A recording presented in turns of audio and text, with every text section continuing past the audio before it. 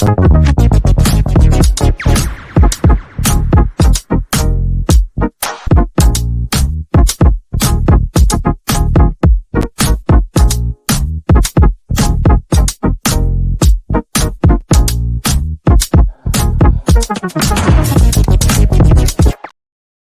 one and all, and welcome back to the West Ham Network. This is your Hammers Headlines in association with our good friends over at Knees Up Mother Brown, KUMB.com. Go across there, check out their fantastic content as per usual. A happy new year from me to you, to all our subscribers, to all our people jumping over from the KUMB forum. Happy new year to you. Thank you very much for the support, of course, on our wonderful West Ham Network channel. But the first thing I want to bring to you is your attention is the football prizes competition. Check out this little video. Is David Moyes the king of Europe? Is Mohamed Kudus the next big thing at West Ham? Would you fancy a cheeky meal in the comfort of the hospitality at the London Stadium whilst watching your beloved West Ham push for European glory? Would you love to have a signed frame top by our Ghanaian star?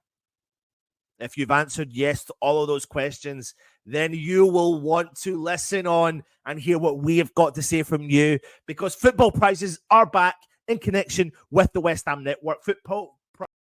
Now, listen, football prizes offer you an opportunity, a unique opportunity to win West Ham prizes. And the prize this week is a signed and framed West Ham United shirt from the man who's just signed a contract, Thomas Souček. Tickets cost £3.95 to enter, and there are only 149 tickets available to purchase. You will also have 13 further opportunities to win prizes. So what you need to do is go over to the Football Prizes website. The link will be in the description, and you will have a chance to enter this wonderful competition. It is great prizes. Some of the other instant prizes that are available to you are David Moyes signed memorabilia from that famous Europa League conference winning team. Also, a couple of shirts signed as well. So get yourselves across the football prizes for that fantastic opportunity to win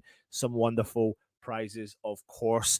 Anyway, we're here to give you some of the latest news on West Ham, and there is a lot happening at the club. So let me get first on to the first story, and that is so long, farewell, Afwida saying goodbye. Is it the end of Thilo Kehrer's time at West Ham, as we're led to believe that a deal for him to move to Monaco on an initial loan deal is advancing very fast. Now, the window has been open. It means that players can go and players can come and go, I should say. And it looks like Thilo Kehrer will be the first player to leave the club. Now, what we're led to believe also is the fact that it's all dependent on players leaving the club, whether or not West Ham do business in this transfer window. So this is a very busy time. The January transfer window is a very busy time for West Ham fans, and we have a lot to get through. Now, Thilo Kehrer is a player that has probably not had the best of times at West Ham, but after winning during the Conference League and during the celebrations in Stratford, you would have thought he was making a viable option to make a stake of claim in the team, but it's just not worked out for him. In actual fact, when he first started his career at West Ham, I thought he looks like a bit of a baller. I like him at centre-half, but unfortunately, and due to the nature of the size of the squad and the quality within the squad, he had to fluctuate and change different positions. He was put out to right back. He played in a back three. He played in a back two centre-backs. He played at left back a couple of times, and that doesn't necessarily work for some of these players like Ben Johnson or Thilo Kehrer. Now, the rumour is that if he does go, there will be a mandatory buy option clause, but they would initially pay £500,000 as a loan fee to West Ham and freeing up some much-needed salary so we can start looking at other options. So what do you think when it comes to the potential of losing Thilo Kehrer? Are you happy? Are you sad? Do you think there's a real, genuine missed opportunity here with the player? Put it in the comments, and of course, let me know your thoughts on that. Now, another player we've been linked to, and a player potentially coming in, but a player we've been linked to for a long time is Boula Dia. Now, several reports are saying that West Ham are looking to sign the Salernitana Itana forward Dia in this January window for around about £14 million. He is 27 years old. We've been linked to him for a long, long time, but it looks like Eintracht Frankfurt potentially and Napoli could be coming back in to secure his services. Now, what we're led to believe is clubs in Italy have started putting the boat out to try and see what his availability is. But we do know that David Moyes has been a big fan of the 27-year-old. And if there's one area of the field that West Ham definitely need to strengthen in January, it is definitely up top. Now, is he good enough to come in to West Ham? Nobody will ever know. He's not got the Premier League experience, but he could be a player that could offer us a solution to that forward line. He scored 4 goals in 10 games in Serie A so far this season, and he found the net 16 times last season. And whether or not he'd want to make the switch to the Premier League, which a lot of players tend to do, but some don't, that will be a question for the future. We don't have a long history of pulling in the best players from and having the most successful time with players from Italy, and more recently with Scamacca, for example.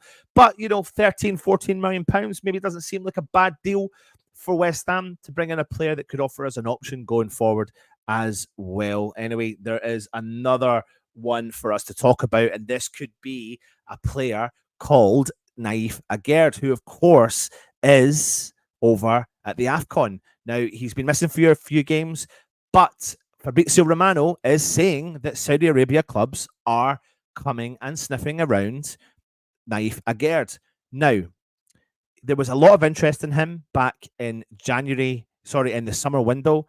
And when it comes to Naif Aguerd, I'm torn. I'm really torn because I hear what some of the fans are saying, that he is a player that has made some errors, but I do think he's a centre back that prefers to play in a high line and probably would be an extremely, very, very top level defender in a high line.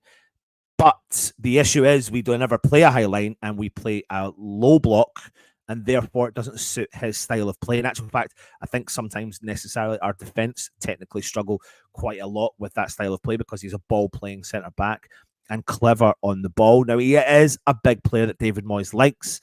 However, with the next player I'll talk to you about in a second, I wonder if there is an option here to recoup some of the money that we made for him, possibly more as well, because there's clubs sniffing around him, especially the fact that the Saudi Arabian clubs are coming in and may look to try and push the boat out to get the player in. Aguerd has, in my opinion, made a good impact at West Ham since joining from June 2022. He's made 51 appearances and scored 4 goals. He helped secure Premier League safety last season, and he played all 8 of our Europa Conference League fixtures when we went ahead to lift the trophy. We've got Kurt Zuma, who obviously has got a little bit of a knock. Angelo Gbona, who's aging. Tilo Kehrer heading out the door. Mavropanos, a new player coming in and doing all right in that term. But I don't really necessarily know if I think Aguerd will go. It may take a silly offer for West Ham to accept, but I think it's only going to be a silly offer for West Ham to consider even letting him go, considering the fact he has gone to the AFCON and whether or not he wants to leave the club as well. But for me, it comes too early. I think only if a ridiculous offer comes in from the Saudi clubs, which I can't see happening, then I think Aguerd will be here to stay at West Ham. However, a player that we are supposedly keen on bringing in is the Wolverhampton Wanderers captain, and we're eyeing a potential move for him in January. Now, we do know we need to strengthen in specific areas, and Max Keelman could be the man that we could be looking at to bring in. Premier League experience, lots of Premier League experience, 26 years old, and he has been a really good player for Wolves. He is a big, big lad, and he predominantly is the left-footed defender as well, and he could be the long-term replacement for Angelo Gbona, because we definitely need a replacement and younger recruits as well, a robust, physically robust option for us as well, on top of the fact that Kurt Zuma does pick up the odd injury.